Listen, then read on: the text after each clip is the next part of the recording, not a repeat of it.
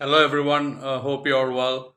I wanted to continue on my legend series, and it is someone that I wanted to give long before because he is a legendary wicketkeeper and he was part of that legendary West Indian cricket team that terrorized the world in the 80s and early 90s as well. And he is someone that I have met in person in late 80s when my dad was an English commentator for the India West Indies match, an absolute legend who played in a terrifying West Indian cricket team in the 80s. And he has a record that I don't think any cricketer in the world can boast of. He has played 81 test matches in his test career, and he has never tasted a series defeat. There will not be another cricketer who can claim this.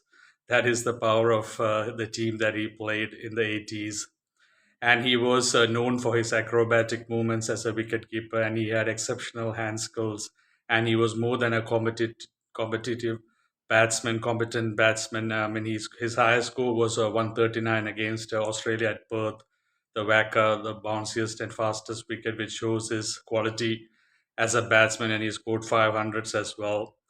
I'm talking about the legendary wicketkeeper Jeff Dujon of West Indies. A lot of people who are in my generation and older generation will have a smile when they hear Jeff Dujon because he was the heartbeat of the West Indian team. He was so energetic, and he was like the heartbeat and pulse of the West Indian four bowlers. And the celebrations that he used to have with the West Indian bowlers can never be forgotten. He was born May 20th, 1956, in Kingston, Jamaica, and he is someone who has always held a big place in the West Indian among the West Indian legends. He played 81 Test matches in all, and he scored 3,322 runs at an average of 31.94, very close to 32, which was excellent in those times for a wicketkeeper. And like I said, he scored 500s, and his highest was 139 versus Australia at Perth, the Wacker.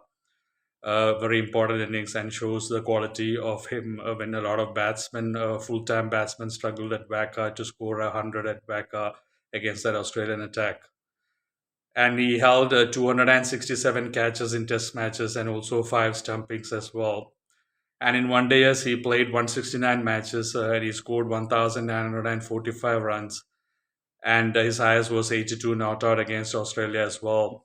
And he held 183 catches and 21 stumpings as well in one day international cricket. And in 1989, he was selected as one of the five Wisden cricketers of the year. And after his retirement, he did work as an assistant coach for the West Indian national cricket team. And he also did a lot to develop the young cricketers from Jamaica, where he comes from. And he's a very passionate cricketer, and I also love his commentary. He also works as a cricket commentator. And on a lot of the local West Indian matches, when West Indies were playing, I've heard a lot of his commentary, especially that fantastic series in '99 Australia West Indies when it was 2-2 and Brian Lara scored a double hundred, and that 153 not out at Bridgetown, and also that 100 at Antigua. I mean, where the series was 2-2. Jeff Dujon was in the commentary, and it was always excellent to listen to his commentary and his old stories about the West Indian cricket team. And he has obviously kept wickets to some of the most fearsome fast bowlers of all time, like Malcolm Marshall, Andy Roberts, Michael Holding, Joel Garner, Colin Croft, Curtly Ambrose, and Courtney Walsh when they were young, and also Patrick Patterson, Winston Benjamin, and Kenneth Benjamin, just to name a few. And one thing that Dujon famously said, that once he was asked, because he kept wickets to the most fearsome, fastest bowlers in the world, he was once asked who was the fastest bowler that you ever kept wickets to, and his answer was Patrick Patterson. A lot of people, older generation people, will have a smile when they hear Patrick Patterson, and I had met Patrick Patterson as well that day. Patterson was extremely fast, and he was more than a handful, much more than a handful. And it's just sad that he couldn't get a place in that West Indian team because there was so much competition and such great bowlers in the team. But Dujon did say that the fastest bowler that he ever kept to in his career was Patrick Patterson, which shows the quality of the West Indian bowling attack and how much quality they had, and the amount of fast bowlers they had. If bowlers like Patrick Patterson, Winston Benjamin, Kenneth Benjamin, had to sit out.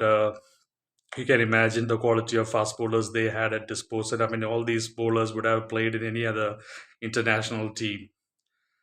And Jeff Dujon was very acrobatic, like I said. He was a very acrobatic, energetic wicketkeeper who always was full of life and energy. And I remember watching Jeff Dujon as a youngster when I started watching cricket, mid 80s to the late 80s. Jeff Dujon was always a presence behind the stumps for the West Indian team that dominated world cricket, terrified world cricket, I should say. And he was that energetic presence behind the stumps, and the celebrations that he used to have with the West Indian bowlers, the passion that he showed was just an inspiration and one of the most cherished memories.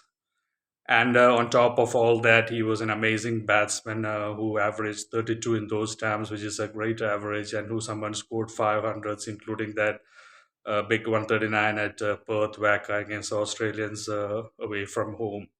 And just to say, I mean, like again, he is the only cricketer that I've known, and I'm sure there isn't one who has played 81 Test matches in his career, 81 long Test matches, and never tasted a serious defeat, which just shows that quality of the team that he played for. And it's sometimes sad also to hear his commentary about the present West Indian team, and when they lose a lot of matches because he just didn't know what was losing when he played. And it's not easy to do commentary on a West Indian team that loses a lot because you came from, I mean, just like most of those big West Indian players who were used to winning all the time, and to sometimes make comments on a West Indian team that loses a lot.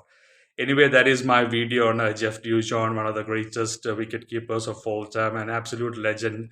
It makes him more special because he was a part of that legendary West Indian bowling attack, because they dominated bowling cricket. Sorry, like everyone knows, and he was that wicket keeper for them, and his batting skills as well, expertise, and also that rare record that he has, having played 81 Test matches and never ever lost a series, which is a crazy record to have. I just want to say thank you to John on a personal level as well for all the great memories as a youngster. Or seeing you, meeting you as a kid was really inspiring, and all the West Indians. And you'll always be in the best part of memory of cricket in those late 80s when West Indies were dominating cricket. And you'll always be fondly remembered. And thank you for all the contributions you made to West Indian cricket and for developing the young cricketers in Jamaica, for all the passion that you show for this game even now, and for your bright honesty about the game, the way you do commentary. Do appreciate everything, and I'm sure a lot of people around the world have immense respect for you and appreciate you for what you are. Thank you so much to you again, and thank you everyone for joining. Take care. God bless you.